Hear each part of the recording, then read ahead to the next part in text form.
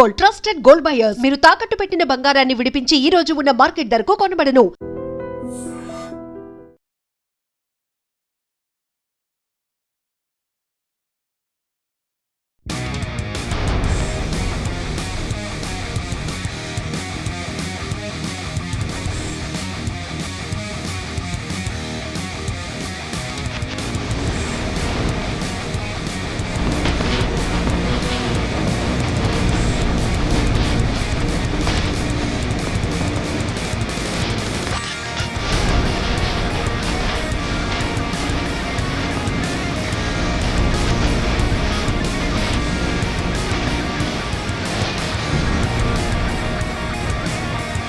Welcome to iDream. శనికావిసలోనూ తెలుసో తెలియక నేరాలు చేసి జైలు పాలైన కొంతమంది వారిలో సత్ప్రవర్తన వాళ్ళకి రాష్ట్ర ప్రభుత్వం క్షమాభిక్షకు ప్రసాదించింది.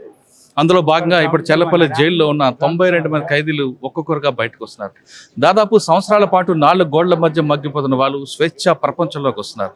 వాళ్ళందరూ చూస్తుంటే ఎప్పుడెప్పుడా బయటకు వస్తామని చూస్తున్నారు. వీళ్ళు ఎప్పుడు వస్తారా బయటకని వీళ్ళ కుటుంబ సభ్యులు కూడా ఎదురు చూస్తున్నారు. అటు వాళ్ళందరూ కూడా జైల్స్ డీజీ సౌమ్య మిశ్ర గారు స్వాగతం పలుకుతున్నారు. ఇప్పుడు మనం చూస్తున్న వాళ్ళందరూ కూడా 1 by 1 వస్తున్నారు. 92 మంది పైగా జైల్లో ఖైదీలు ఉన్నారు. వీళ్ళందరూ కొన్ని సంవత్సరాలుగా ఉన్నారు. కొంతమంది హత్యానేరాలు చేశారు, మరో కేసులు ఉంటారు. క్షమాభిషంగా ఉన్నారు. ఇప్పుడు మనతో పాటు మాట్లాడుకున్నారు. మీ పేరేం పేరు? నా పేరు జంగయ్య సార్. జంగయ్య. ఏ కేసులో వెళ్ళారు? మర్డర్ కేసులో ఇప్పుడు 14 సంవత్సరాలు అవుతుంది సార్. జైలుకి వచ్చి 2013లో వచ్చా. ఇప్పుడు ఇప్పటి వరకు ఈయనే ఉన్నా జైలు. పేరోళ్ళు పరవులు ఏం పోలేదు. అప్పటి నుంచి ఈయనే ఉన్నా. ఇప్పుడు రిలీజ్ అంటే ఇప్పుడు వస్తున్నారు. ఇప్పుడు రేవంత్ రెడ్డి సారు జీవో ఇచ్చిందంటే వెళ్ళిపోతున్నాడు అంతే. 14 సంవత్సరాలు బయటకు వస్తున్నారు కదా, ఎలా ఉంది ఇప్పుడు మంచిగా ఉన్నా సార్. ఇక అంటే జైల్లో ఏం నేర్చుకున్నాం? ఏం నేర్చుకోలేదు సార్. ఇక ఇప్పుడు ఎలా బతుకుతాం? ఇక బయటకు వ్యవసాయం ఉన్నది, వ్యవసాయం చేసుకుంటా సార్. వ్యవసాయం ఉన్నది, 2 ఎకరాల పొలం ఉన్నా అది చేసుకుంటాం. సంతోషంగా అది ఏం నేరం చేయను సార్. అప్పుడు ఏం నేరం చేశారు? ఏం లేదు, మా చెల్లెల వాళ్ళ భర్త చనిపోయాడు. నేను చంపినాను, నా మీద కేసు పెట్టారు. అదే అంతే కానీ ఇక వేరే ఏం లేదు, ఏం చేయలేము. ఏం చెప్తారు మిగతా వాళ్ళకి? ఏం చెప్పు సార్, ఇక ఇంకేం చెప్పు, ఏం చేయలేదు. ఇక సౌకర్యాలు అన్నీ ఇప్పటి వరకు అయితే మంచిగా ఉన్నాయి, మంచిగా మనతో మాట్లాడే మరో కొంతమంది వ్యక్తులు ఉన్నారు. ఆయన అడుగుతుంది, మీ పేరేం పేరు? ఏ కేసులో బయటలో? మా భార్య కేసు సార్. ఏ ఊరు? మా పందిపూట సార్. గ్రామం. ఇప్పుడు జ్వరం మంచిగా బయటకు వస్తున్నా కదా, ఎలా ఉన్నా? ఇంకా మంచిగా ఉన్నా సార్. హార్ట్ పేషెంట్ అయినా గుండె పోటీ కూడా ఇక్కడ చేయించిన సార్లు మంచిగా నేను నడుచుకుంటాను. మంచిగా జైల్లో 12 సంవత్సరాలు సార్. 12 సంవత్సరాలు ఉన్నా కదా సార్. ఎలా మీ జీవనం ఎలా కాస్తుంది? పెట్రోల్ బంకులు రాతా ఉన్నారు సార్. అమ్మ చేసుకొని పోతా, లేకపోతే వ్యవసాయం చేసుకొని పోతాం సార్. పెట్రోల్ బంకులో పెట్టినా తప్పు చేసుకొని ఒప్పుకుంటారా? ఇక మీ దయా సార్. ఇక మీరు ఎట్లా శ్రమిస్తే ఎట్లనే అవుతుంది. జైల్లో మాట్లాడే వాళ్ళు చాలా మంది వస్తున్నారు, మరికొంతమంది ఉన్నారు. ఇప్పుడు మాట్లాడేది చూద్దాం. దాదాపు 92 మంది బయటకు వచ్చారు. వీళ్ళందరినీ కూడా ఏ విధంగా జీవితం బయటకు వచ్చారు, ఎందుకు నేరం చేశారు, బయటకు వచ్చిన తర్వాత వీళ్ళు ఎలాగ జీవనం కొనసాగించాలి అనే విషయం మీద కూడా జైల్స్ డీజీ గారు ఒక ప్రోగ్రాం పెట్టారు. అండ్ జైల్స్ నుంచి బయటకు వచ్చిన వాళ్ళందరూ కూడా పెట్రోల్ పంపుల ఉద్యోగాలతో పాటు వాళ్ళ కాళ్ళ మీదే నిలబడేలాగా, వాళ్ళ కాళ్ళ మీద వాళ్ళు సంపాదించేలాగా, ఒకరి మీద ఆధారపడకుండా ఉండడానికి వాళ్ళందరికీ కూడా కుట్టు మిషన్లు ఇవ్వడం, కంప్యూటర్లు ఇవ్వడం, కొన్ని కార్యక్రమాలు చేపట్టినట్టుగా జైలు శాఖ చెప్తుంది. ఇప్పటికీ 92 మందిలో కొంతమంది బయటకు వచ్చి, కానీ వీళ్ళు జైల్లో చేసిన నేరం చేసి జైలుకి వెళ్ళారు. కానీ బయటకు వచ్చాక సొసైటీ వీళ్ళకి ఎలాగ ఆదరిస్తుంది ఒక ప్రశ్నగా కనిపిస్తుంది. వీళ్ళందరూ జైలు నుంచి వచ్చారు, ముద్ర పడతారు కాబట్టి వీళ్ళకి ఇల్లు ఇస్తారా లేదా ఉద్యోగాలు ఇస్తారా అనేది ఒక ప్రశ్న. కానీ జైలు శాఖ మాత్రం ఈ విషయం మీద చాలా స్పష్టంగా వీళ్ళందరికీ వాళ్ళ ఆర్థిక పరిస్థితి బాగుపరచడానికి రకరకాల కార్యక్రమాలు చెప్పింది. జైల్స్ బయట ఉన్న పెట్రోల్ పంపులు ఉద్యోగాలు ఇవ్వచ్చు, లేదు మరికొన్ని కార్యక్రమాలు చేపట్టడానికి జైలు శాఖ చూసింది. జైలు శాఖ నిర్ణయం తీసుకుంది. అయితే ఇప్పుడు మరికొంతమంది బయటకు వచ్చే అవకాశం ఉంది, వాళ్ళు కూడా మనం ప్రశ్నిద్దాం. తెలంగాణ స్టేట్ ఫార్మేషన్ డే సందర్భంగా మీ అందరికీ నా శుభాకాంక్షలు. ఈరోజు తెలంగాణ స్టేట్ ఫార్మేషన్ అయింది. అందుకని ఆనరబుల్ చీఫ్ మినిస్టర్ గారు డిసైడ్ చేశారు ఈరోజు ప్రీమెచ్యూర్ రిలీజ్ ఒక 91 మందికి చేస్తారు అని. సో తెలంగాణ డిపార్ట్మెంట్ తరఫు నుంచి, మా ఆశ్రమవాసి తరఫు నుంచి, అందరి తరఫు నుంచి చాలా చాలా ధన్యవాదాలు మేము తెలియజేస్తున్నాం. పత్రికా మిత్రులు అందరూ ఉన్నారు ఇక్కడ, మా ఆశ్రమవాసులు ఉన్నారు, వాళ్ళ రిలేటివ్స్ ఉన్నారు, ప్లస్ మా స్టాఫ్ అందరూ ఉన్నారు. ఈరోజు రియల్లీ ఒక పండుగ వాతావరణంలో మీరు ఫ్రీడమ్ మీకు ఇస్తున్నారు. సో ఈరోజు ఒక కొత్త చాప్టర్ మీరు అందరూ స్టార్ట్ చేస్తున్నారు. ఆ కొత్త చాప్టర్ మీ లైఫ్లో ఒక టర్నింగ్ పాయింట్ లాగా ఉండాలి. నేను ఇంతకుముందు మీ అందరికీ చెప్పాను, మళ్ళీ మీరు ఇక్కడ రాకూడదు, మాకు చూడవద్దు, మేము కూడా మీకు చూడకుండా ఉండాలి. పోలీస్ స్టేషన్ అయినా సరే వెళ్ళి వాళ్ళు పని చేస్తారు, వాళ్ళకు వేరే సెల్ఫ్ ఎంప్లాయ్మెంట్ మేము నేర్పించిన స్కిల్స్తో కొంతమంది అగ్రికల్చర్ చేస్తారు, కొంతమంది ఫ్యామిలీ బిజినెస్ స్టార్ట్ చేస్తారు, ఇంకా కొంతమంది ఒక ఇండిపెండెంట్ ఆక్యుపేషన్స్ చేస్తారని అన్నారు. ఒక 38 ప్రిజనర్స్ వాళ్ళు వాలంటరీలీ మా ఫ్యూయల్ అవుట్లెట్స్లో పని చేస్తారు అని చెప్పిన తర్వాత వాళ్ళకు ఈరోజు అపాయింట్మెంట్ లెటర్ ఇవ్వడం జరుగుతుంది. కొంతమంది ఫీమేల్ ప్రిజనర్స్, ఒక 4 ఫీమేల్ ఆశ్రమవాసులు కూడా మేము వెళ్ళి టైలరింగ్ నేర్పించిన టైలరింగ్ మేము స్టార్ట్ చేస్తాము, ఓన్గా స్వింగ్ మెషిన్ కావాలి అని అడిగితే సెల్ఫ్ ఎంప్లాయ్మెంట్ అసిస్టెంట్ స్కీమ్ మా ప్రిజన్ డెవలప్మెంట్ ఫండ్ ద్వారా అది ఫండెడ్ అయింది. సో దాంట్లో మేము ఒక 4 స్వింగ్ మెషిన్స్ కూడా వాళ్ళకి ఇవ్వడం జరుగుతుంది. వీళ్ళు ప్రిజనర్స్ ఈరోజు ఈ ప్రోగ్రామ్తో ఆగిపోవద్దు. మీరు ఒక లైఫ్ లీడ్ చేశారు, ఇంతకుముందు రాజీ చెప్పినట్టు ప్రిజన్ లోపల ఒక లైఫ్ లీడ్ చేశారు. బట్ మీ రిఫర్మేషన్, మీకు ఇచ్చిన స్కిల్స్, మీ ఎడ్యుకేషన్ ఇక్కడ సీమితంగా ఉండకుండా జైల్ గేట్ తర్వాత కూడా అది మీతో పాటు వెళ్తుంది. మీరు అది సదుపయోగం చేసుకుని మీరు ఒక మంచి పౌరులుగా బయట వెళ్ళి బతుకుంటే మాది ఎంత ఎఫర్ట్ లాస్ట్ ఒక 15 సంవత్సరం నుంచి మీ మీద చేసిన ఎఫర్ట్స్ సార్థకంగా అవుతుంది అని మేము భావిస్తున్నాము. సో మీరు మంచిగా ఉండి మీ పరివారికి మీరు మంచిగా చూసి మీ సమాజంలో మీరు మంచిగా బతుకుంటే మాకు చాలా ఆనందంగా ఉంటుంది. మాకు అదే మా ఆబ్జెక్టివ్, అది మా ధ్యేయం. మీరు మంచిగా ఉంటే మేము కూడా చాలా హ్యాపీ ఫీల్ అవుతాము, మేము కూడా చాలా సాటిస్ఫైడ్గా ఉంటాము.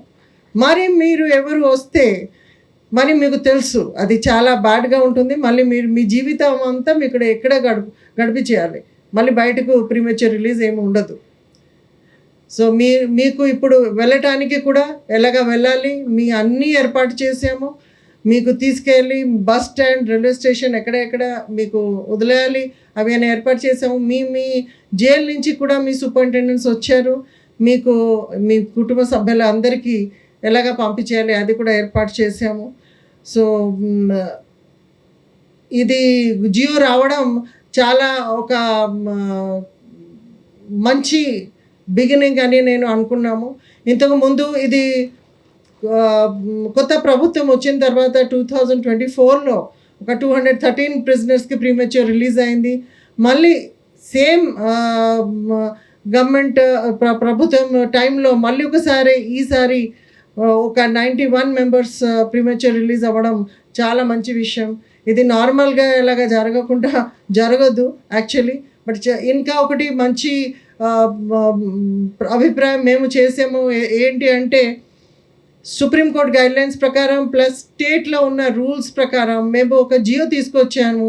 తద్వారా ఎవ్రీ క్వార్టర్లో రిలీజ్ అవుతారు ప్రీమెచ్యూర్ రిలీజ్.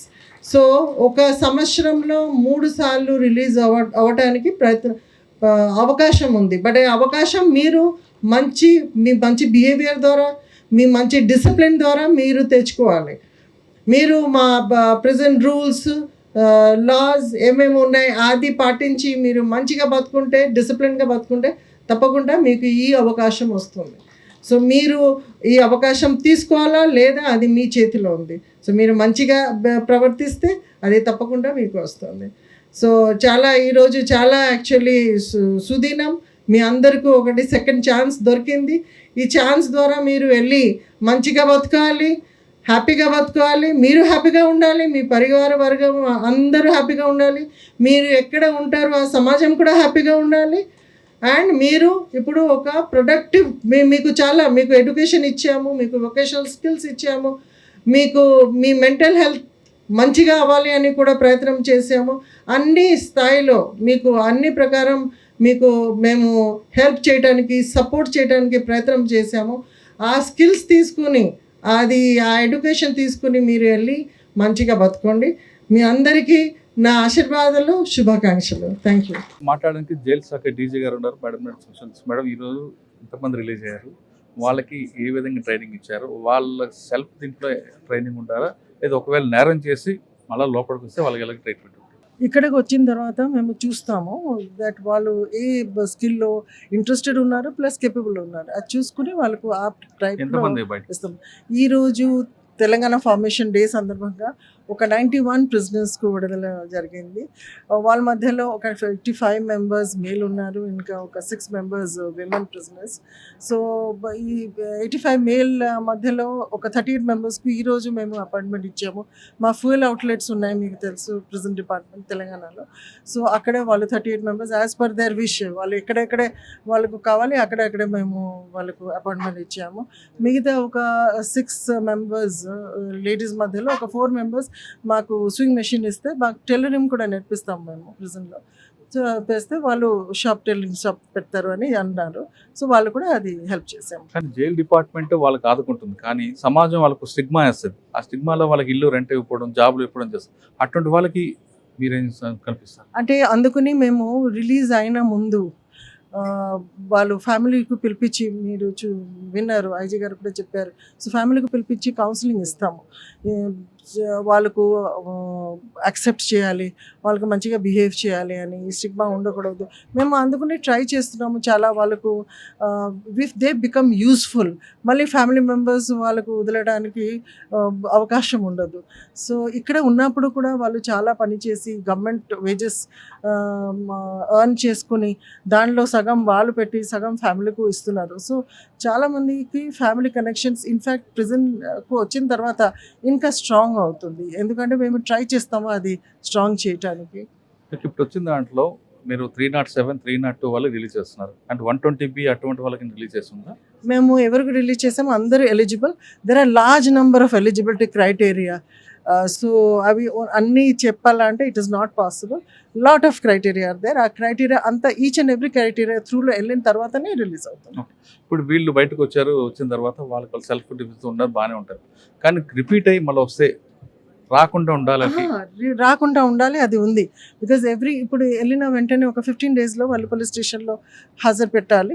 ప్లస్ ఎవ్రీ 3 మంత్స్లో district probation officer plus local police స్టేషన్లో కూడా వాళ్ళు వెళ్ళి కలవాలి, చెప్పాలి. ఎస్ వాళ్ళ మధ్య అంటే పోలీస్ డిపార్ట్మెంట్ చేస్తారు, డిస్ట్రిక్ట్ ప్రొబేషన్ ఆఫీస్ చేస్తారు. ఎందుకంటే prison department beyond the wall మాకు సర్వేలెన్స్ చేయడానికి అలాగ లేదు. ఎంతమంది ఉండొచ్చు లోపల బయటకు రావడానికి? అది ఎలిజిబిలిటీ ప్రకారం అవుతుంది. వచ్చిన అందరి మీద కూడా బయటకు వచ్చినా వాళ్ళ మీద సర్వేలెన్స్ ఉంటుంది అంటున్నారు డీజీపీ స్వామి మిశ్రా గారు.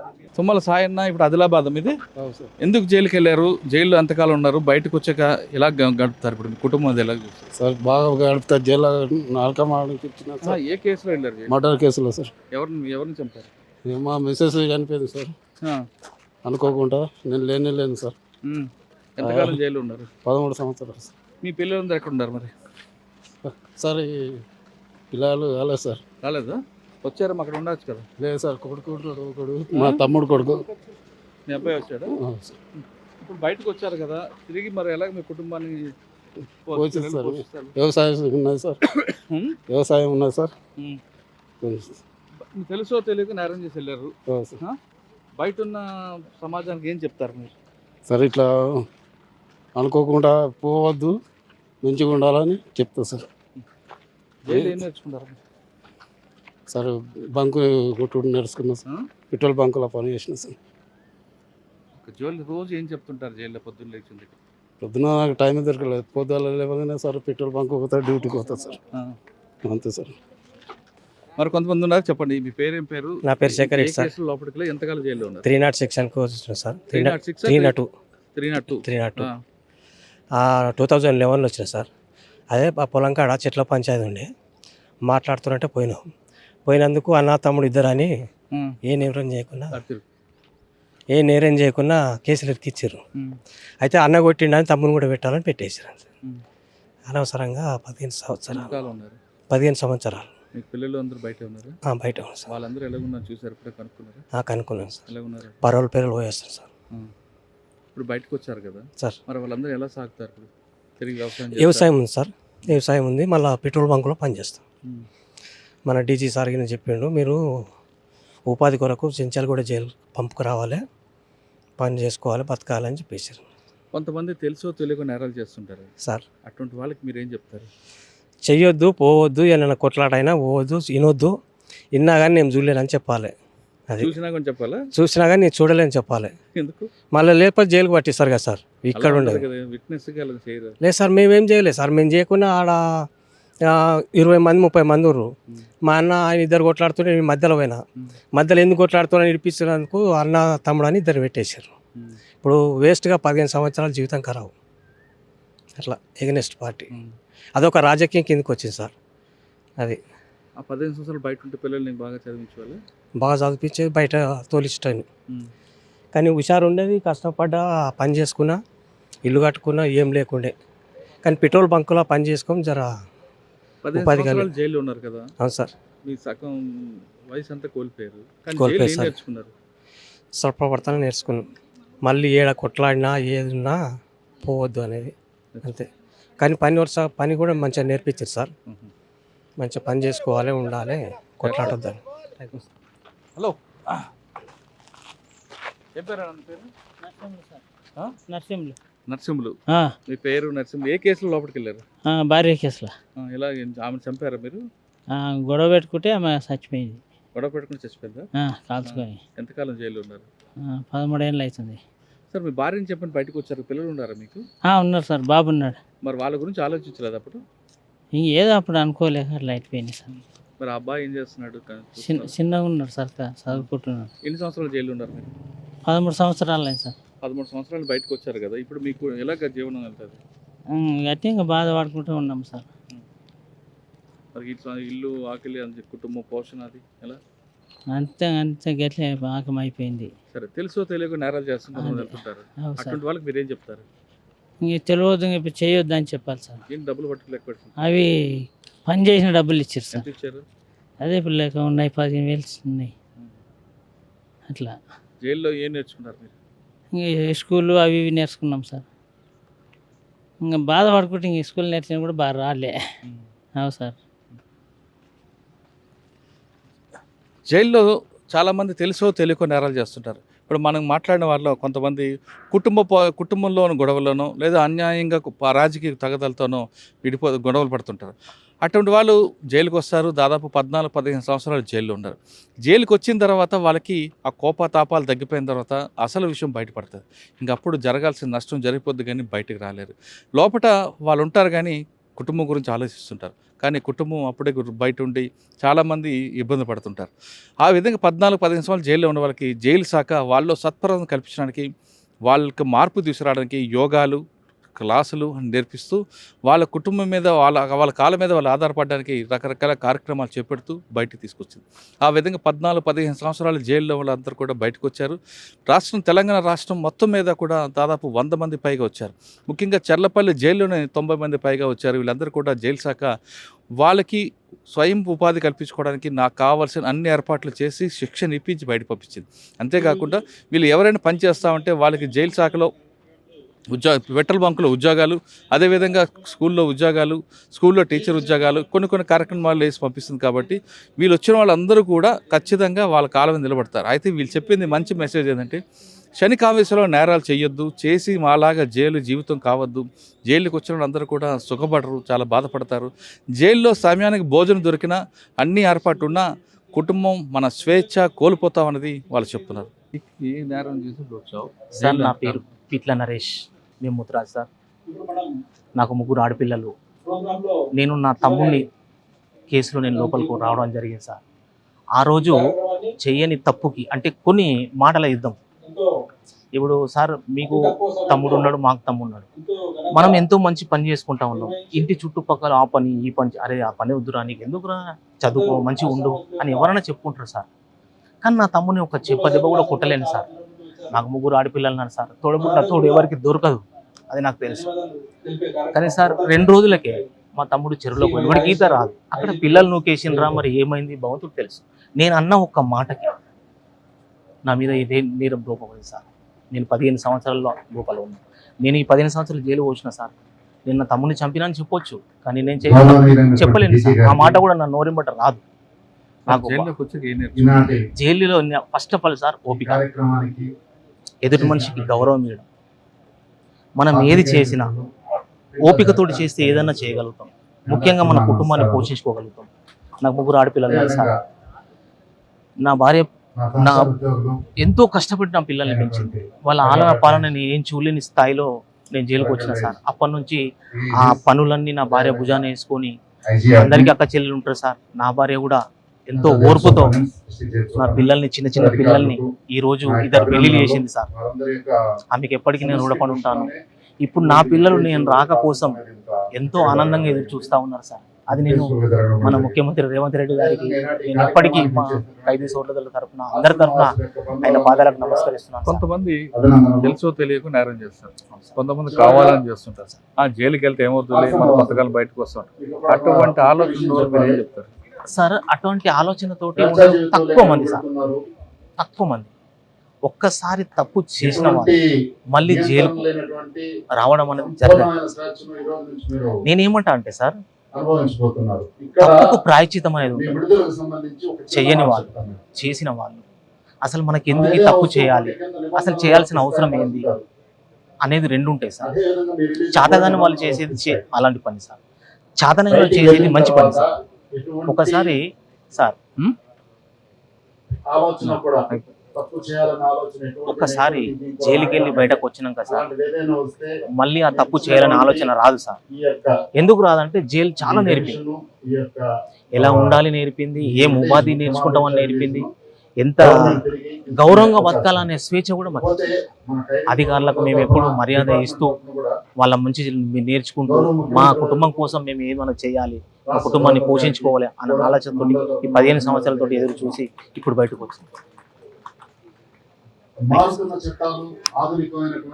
నీ పేరేం పేరు, ఏ కేసులో జైలుకి వచ్చారు, ఏ కేసులో జైలుకి వచ్చారు, ఎంతకాలం ఉన్నారు, బయటికి వెళ్ళి అలా జీవిస్తారు? నా పేరు బండారు లక్ష్మి. 8 సంవత్సరాలు జైల్లో ఉన్నాను. నాది భర్త కేసు. నా కేసులో భర్త చనిపోయాడు. ఎందుకు భర్తను చంపారా? చంపలే కానీ వేరే చంపితే అది నా మీద వచ్చింది అనమాట. వచ్చి గొడవలల్లో చనిపోయాడు. చనిపోతే నేనే చేసిన అన్నట్టు చేసి ఆ కేసు 5 ఏళ్ళు బయట నడిచింది. 8 సంవత్సరాలు జైల్లో ఉన్నాను. పిల్లలు, కుటుంబం ఎలా మరి? బాగానే ఉన్నారు. పెద్దోళ్ళు పిల్లలు పెద్దవాళ్ళు. మా అత్త మామ ఉన్నారు, బావ ఉన్నాడు, యారాలు ఉన్నది. మరి ఇప్పుడు బయట 8 సంవత్సరాల్లో ఎప్పుడు పిల్లలు గుర్తురాలేదా మీకు? వస్తుంటారు కదా, ములాఖత్కి వస్తుంటారు. ఇప్పుడు బయటికి వెళ్తున్నావు కదా, ఎలా ఉంటారు మరి? ఇక్కడ చూస్తారు, ఇక్కడ అంతా మేము నేర్చుకున్నాము. జైల్లో మాకు జైలు లాగా లేకుండా అది శిక్షణ కార్యాలయం లాగా ఉండే. మాకు ముందు చదువు కూడా రాకపోవు. జైల్లో వచ్చిన తర్వాత మొత్తం చదువు నేర్పించారు మాకు. రాయడము, చదవడము అన్నీ నేర్చుకున్నాము. మళ్ళీ టైలరింగ్ ఫుల్గా నేర్పించారు. క్యాండిల్స్ తయారు చేస్తారు కదా సార్, క్యాండిల్స్ నేర్పించారు. మనకి ఇట్లా ప్రింట్ వర్క్ అనేది నేర్పించారు. మనకు బేకరీ ఉంటుంది కదా, బేకరీది కూడా మొత్తం వర్క్ నేర్పించారు. చాలా ఉంటాయి మనకు జైల్లో నేర్చుకునేటి. మీ కేసు పక్కన పెడితే చిన్న చిన్న క్షణికావేశాలు నేరాలు చేస్తారు. ఆ విధంగా ఆలోచన లేకుండా నేరాలు చేసే వాళ్ళకి మీరు ఇచ్చే సమాధానం? మనకు కొంచెం ఓపిక, సహనం ఉండి కొంచెం ఆలోచిస్తే ఆ పెద్ద దాంట్లోకి వెళ్ళి మనం తప్పు చేయకుండా ఉంటాం కదా సార్. ఆ క్షణిక ఆవేశంలోనే ఇంత కథలే ఇన్ని సంవత్సరాలు మన లైఫ్ పాడైపోయినట్టు అనిపిస్తుంది. కానీ అలా ఉండదు. మనకు జైలు అంటే ఒక శిక్షణ కార్యాలయం ఉండి మనకు శిక్షణ అంతా నేర్పిస్తారు. మళ్ళీ రేపు బయట పోయినాక మన సమాజంలో, మన కుటుంబంలో ఎవరు రానియకున్నా మన కాళ్ళ మీద మనం నిలబడి మనం బతికి మనం కుటుంబాన్ని కూడా బతికిచ్చే పొజిషన్ వరకు మనం తీసుకొస్తారు సార్. क्या बोलूं सर, अच्छा है, सब कुछ अच्छा है। बेकरी सीखी, अंदर में सारे काम सीख ली, बेकरी सीखी, मशीन सीख ली, पढ़ाई थोड़ी सीखी। पढ़ाई नहीं, मर्डर केस है सर। हमारा ऑन होटल था, होटल में वर्कर की लवर ఈ కోడలు చంపి జైలుకి వచ్చావా? నేను కోడల్ని చంపలే సార్, దానిపై గ్యాస్ నేను పోసుకున్నాను. మేము చంపతానికి వేసుకుంటామా సార్? ఒక్కడే కొడు. ఎంతకాలం ఉన్నావు జైల్లో? 8 సంవత్సరాలు ఉన్నా. ఏం నేర్చుకున్నావు? చెద్దలు గుచ్చినాము, ఇళ్ళాళ్ళు గుచ్చినాము, కాజల గుండీలు వచ్చినాము, సఫాయిలు చేసినాం సార్. ఇప్పుడు ఏం చేస్తావు బయటకు వచ్చి? ఇంటికాడ పని చేసుకుంటాం, ఇంటికాడ పని చేసుకుంటాం. మళ్ళీ కోడల్ని వేధిస్తావా? మన కొడుకు పెళ్లి అయ్యద్దయ్యా. చేశారా? అవును సార్. కొడుకు పెళ్లి చేసావా? చేస్తావా? చేస్తామ్మా. నా కొడుకు పెళ్లి. ఎవరు? చెర్లండి. చెర్ల. చెర్ల. భద్రాచలం చెర్ల. అక్కడ ఎవరిని చంపావు? ఇక్కడ చిన్న గొడవలో అయిందండి. చంపారా? శనకావేశం? శనకావేశం. ఎంతకాలం ఉన్నావు జైల్లో? 16 సంవత్సరాలు. 16 సంవత్సరాలు. ఏం సాధించారండి జైలుకి వచ్చి? సాధించిందంటే జీవితం నాశనం చేసుకున్నాం. జీవితం నాశనం చేసుకున్నాం. ఏం నేర్చుకున్నారు జైల్లో? నేర్చుకున్నాం అంటే ఇక ఎట్లుండాలి అనేది. ఇప్పుడు బయటకు వెళ్ళి ఏం చేస్తారు? బయటకు వెళ్ళి ప్రజాసేవ చేస్తాం. ఏంటో? నేను పొలిటికల్ తిరిగాను ఫస్ట్ నుండి. పొలిటికల్ తిరిగా మా జాతికి అంకితం చేస్తాను, మా కాపు జాతికి అంకితం చేస్తాను. శనకావేశం చేసి నరలకు చేస్తుంటారు కొంతమంది, బయటకు లోపలికి వస్తుంటారు. అటువంటి వాళ్ళకి ఏం చెప్తారు? శనికావేశం అంటే ముందే జాగ్రత్తగా ఉండాలి సార్. ఇలాంటి కోపతాపాలు కానీ ఉండకూడదు. కూలి మంచి టెన్షన్ ఇది గురి కాకూడదు. గొడవలు కానీ కొట్లాట్లు కానీ దూరంగా ఉండాలి.